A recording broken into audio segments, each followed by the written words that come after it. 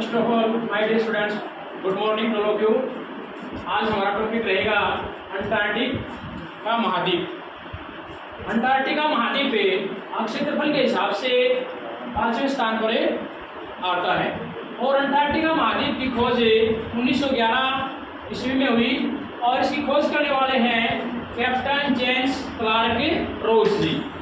और इस महाद्वीप को 98% बर्फ से ढका होने के कारण इस महाद्वीप को सोवियत महाद्वीप भी कहा जाता है।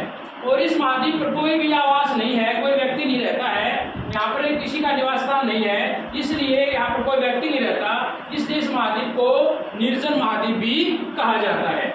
और ग्रीष्म ऋतु में और शीत ऋतु में यह महाद्वीप है कि बर्फ है जो पिघलती रहती है, कभी बढ़ जाती है, यानी कि बर्फ का जो आकार है गतिशील रहता है, इसलिए इस महाद्वीप को गतिशील महाद्वीप भी कहा जाता है। और इस महाद्वीप को विज्ञान को समर्पित महाद्वीप भी कहा जाता है, क्योंकि इस महाद्वीप पर भारत के वैज्ञानिक, जापान के, अमेरिका के, रूस के वैज्ञानिक है जो इस महाद्वीप पर अपने विज्ञान का शोध संस्थान खोले हुए हैं, इसलिए इस महाद्वीप को विज्ञान को समर्पित महाद्वीप भी कहा जाता है। और वैज्ञानिक है जो वैज्ञानिकों की आशा पूरी होती है इस महाद्वीप पर, इसलिए इसे आशा का महाद्वीप भी कहा जाता है। और इस महाद्वीप को कमीन मोड पर्वत श्रेणी है 2 समान भागों में बांट देती है।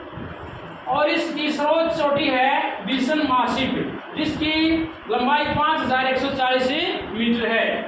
और विश्व का सबसे कम तापमान है जो वास्टोक का है -8.9.2 डिग्री सेंटीग्रेड मापा गया है। और इसका पहला कदम रखने वाला है जो फेबियन वेलिन सोसन है, जो कि एक अंग्रेज था, उसने अंटार्कटिका महाद्वीप पर पहला कदम रखा। और प्रथम भारतीय है जो रामशरण जी हैं, और उन्होंने 1960 में अंटार्कटिका महाद्वीप पर कदम रखा था। Thank you.